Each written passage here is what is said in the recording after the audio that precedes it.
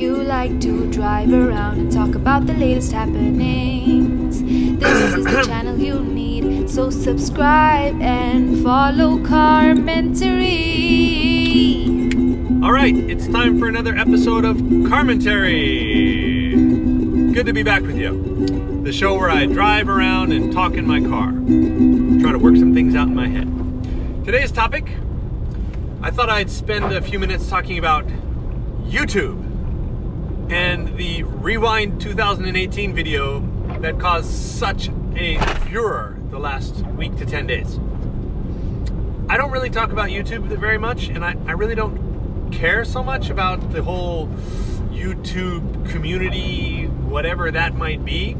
I really like my community and the people who subscribe and watch what I'm doing, and I love YouTube as a platform and as a place where I can put out these videos and then, you know, even earn a little money off of them and, you know, study the analytics to see like what people liked and what people didn't like. And I love it. I think it's an amazing, fascinating thing, but I don't really spend too much time like checking up on who the most famous YouTubers are and getting into all the nitty gritty. But for the first time, I watched this video called YouTube Rewind 2018. It has sort of been sitting there on my screen for a few days, and I was like, I've never watched one before. They started making these rewind videos in 2011, and I have never watched one. That shows you how much I care about that stuff. I don't. I thought, okay. I pressed click, and I watched it, and it was a piece of crap. It was one of those videos where you could see they'd spent a ton of money. The production value was way up there. Filmed on sound stages and studios in wherever, I'm assuming Hollywood, whatnot. You know, a lot of special effects, super fast editing. It had a script. It had all these YouTubers. I knew about 5 to 10 of the people in the video. I think there's like, I don't know, there's like 100 or something. They said there was a ton of YouTube creators in there. I knew maybe like 10. And at the end of it, I was just left with this kind of empty feeling of like, okay, they made a video, they put all these people in there, it was super politically correct, you know, trying to make everybody happy with the, you know, yeah, it was just, yeah, it left me with nothing except like an empty feeling. And I just thought, okay, whatever. And then I realized like the next day that this had become like this massive sort of news story on YouTube because this video became the most disliked video of all time on YouTube within like a few days of its release. And I saw that and I was like, whoa, now I gotta kind of learn more about this. And I went and I watched some videos that were made afterwards by a lot of the creators who were in the video, sort of talking about what happened and why they think it went wrong, and you know, some of them were trying to make excuses for why they were even in there in the first place. And I really kind of got into this, and it became this fascinating sort of little study. And just the fact that a group, a corporation, YouTube, Google, the parent company, and then YouTube, makes a movie celebrating themselves and what they stand for, and they put that out there, and that becomes the most disliked video of all time in the whole history of YouTube. Until that day, it was a video by Justin Bieber, one of his music videos for a song he did. That was the most disliked video of all time. And then it became the YouTube Rewind 2018 video, which, wow. And I thought, you know, that's so cool though, because YouTube actually has a dislike button. Other platforms like Instagram, and I don't think Facebook has one, and most of the major social media platforms, they just have the like button. So you can like things, or you can just sort of say nothing. And YouTube has the like and the dislike. So you can be like, no, that's amazing. That sucks, you know. And that's pretty cool. And thanks to that dislike button, we're now able to really find out and see, you know, how moved people are by something that is so crappy. And it made me happy. And then, so I watched a video I think it was PewDiePie, who's like the world's biggest YouTuber, the most subscribed YouTuber of all time, a gamer from Sweden, which I think is fantastic. He's very, well, I don't think he's controversial at all, but people try to make him very controversial. But he's very straightforward, down-to-earth kind of guy. I don't watch everything he does, but I watch some of his stuff. And he was talking about how people were actually going out to the Justin Bieber video and removing their dislike, like taking that off, so the number would go down, and that would force the YouTube Rewind video to be even more disliked, which is like brilliant in itself. So people were actually willing to sort of have no comment on the Justin Bieber video, or maybe even some of them liked it. You know, they might have changed it. I think that's amazing, and I think it's just it's an important lesson for YouTube and for all media outlets out there, whether that's like a magazine or a TV station.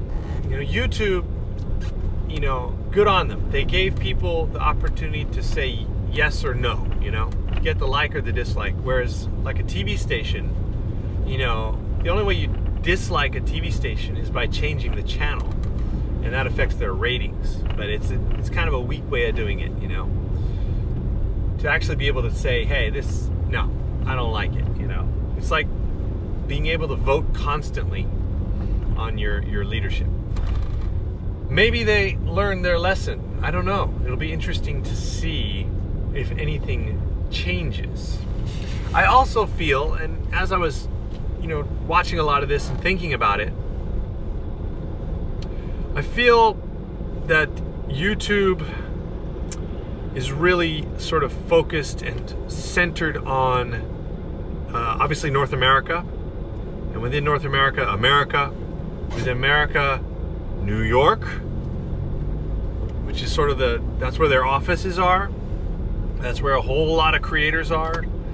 Then you have a whole lot of creators out on the West Coast, you know, Los Angeles. I would love to see a map of all the top creators, like especially the people they put in that Rewind video, like where actually are they? I don't know, I just feel that, and I think it's kind of hard to avoid that. You know, it's a global platform and people use it all over the world, but it really feels like a lot of the top players and creators and content being pushed out by YouTube itself is the creators that are very close to home. And, you know, I understand that. It's like easy access. You can call those people up and be like, hey, you know, hi, this is YouTube. We want to do this new thing with you. Can you come over to our office and have a meeting? Okay, I'll be over tomorrow. You know, it's that easy. To call someone in Japan or in some other, you know, whatever faraway country and have them come over to try and do something, it's much more difficult. So I understand how that works, but being over here in Japan and kind of doing my thing and on a very small level with YouTube, but then it always feels like we're like way far out of the game. We're like way out in the outfield, man. We're the guys outside of the stadium waiting for that random home run that gets hit over the bleachers. Does that work? It's just how it kind of feels. It feels kind of far away, but it does give a good perspective. And one more thing, I did notice, as I was watching that video, I was waiting for like, okay, where's the Japan creator? You know, who's representing us over here? And I believe there was like a flash towards the end. They were like pumping in a whole bunch of little minor creators, and one of them was Hikakin, who's like, I'm pretty sure he's Japan's biggest creator. I don't subscribe to his channel, but you know, I know who he is. His videos pop up all the time. He does all these crazy things, and he's really kind of a household name now in Japan. And he was in there, but literally it was like 1.2 seconds, like a flash on the screen. I was like, oh, I think that's Hikakin, and he was gone, and that was it. So yeah, basically I agree with everybody who's complaining and saying that they're way out of touch with reality and what people really want. And I think everybody showed them that with the dislikes. And, you know, obviously they cut out all the potentially controversial people like PewDiePie and a whole bunch of other creators and big things that had happened on YouTube in this year, and they just sort of ignored them. You can't ignore things anymore. It's going to be 2019 real quick here, and you got to take the good with the bad and deal with it. You can't just put a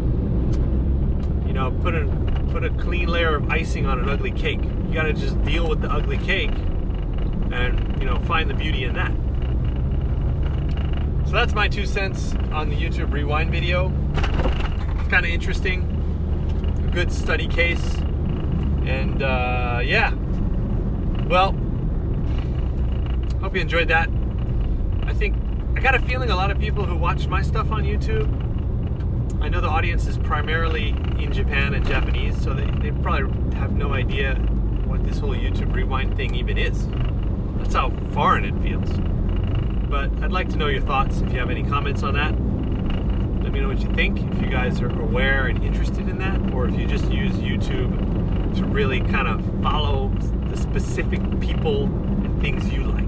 It's kind of what I do. I watch a couple of the major players, and everything else is like the podcasts I want to listen to, or a certain person who's providing like good information about cameras, or technical reviews, stuff like that. All right, hope you enjoyed that. It's another episode of Carmentary. I'm on my way to Kiroro to get my season's pass.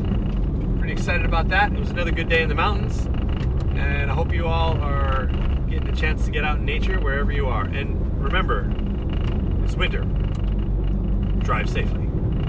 Have a good day. This is the channel you need, so subscribe and follow Carmentary.